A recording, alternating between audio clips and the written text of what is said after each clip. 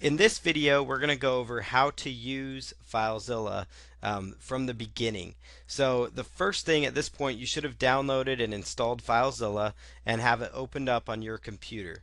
There's a couple things right off the bat when you get it opened up. You've got up here, you can actually resize the box. You can have it take up the whole screen, or you can have it take up part of the screen. It's completely up to you what you feel most comfortable with. So again, just like regular files that you're used to working with or programs, just click up here to minimize or expand the screen. And then after you get it comfortable, so you can either center it by moving it around, after you get it in a comfortable place, it's time to go through the first part of the process, which is to actually input your web hosting information. So where you go to do that is up here right under the file menu. You're going to see an option that looks kind of like a computer, almost like a desktop thing or a little server icon.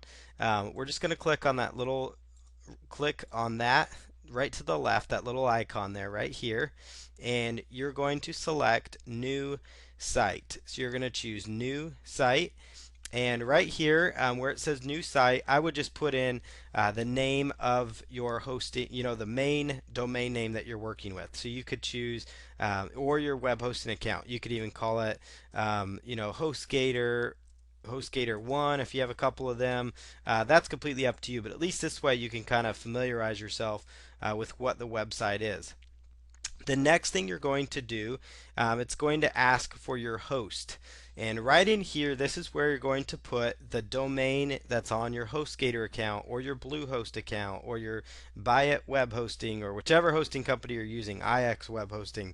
This is where you're going to put in your host name, which is going to be the top level domain that's on your account. So if you registered, like when you register your HostGator account or any major hosting company, you're typically going to give them a domain name that you're going with.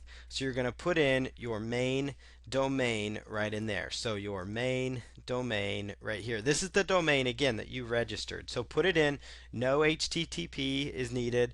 No www, just yourdomain.com.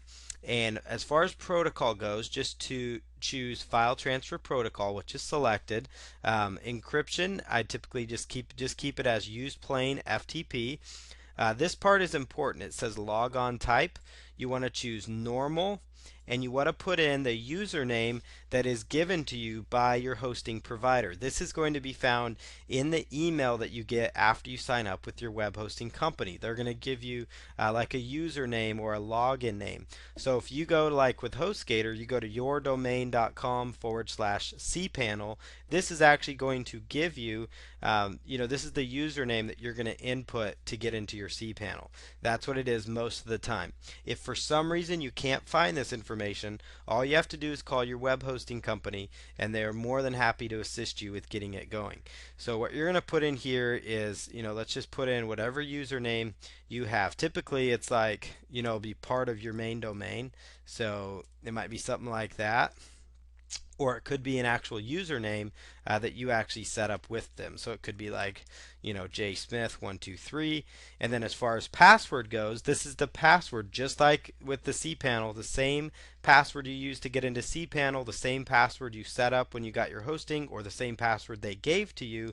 That's what goes in here. So we'll put in, your password here. And then all you have to do to make sure it works is choose connect. Now you'll notice here mine's going to say critical error, could not connect, because I did not, of course, I just made up the data there. So again, you just go right over here to that little button, you choose new site, and you go through the process that I just went through. Now I'm going to log into one that I'm familiar with, that I use. This is my Bluehost account, and you'll notice, how my username is set up, and we're just going to choose connect. So again, in the future, once this is all set up for you, you'll notice I manage a lot of different websites and entities just because I have various website clients and those types of things. But in your case, it's going to be super simple because you're probably just going to have one, maybe two or three at the most web hosting companies. And if you do some work for other people, then you can actually have as many as you want in here. So in the future, all you have to do is come right in here, right up here where it says Open Site Manager. So after you set it up, do the one-time setup, all you're going to do is come in here and you're going to hit that little scroll down and choose whichever hosting company you want to work with. So I'm just going to click on that. You should see green over here, and right here everything should populate. So the left hand side, this is on your computer. Right hand side, this is on your website hosting company. So in the next video we'll go over how to actually work with the backend and understand what you're going to find on your web hosting server.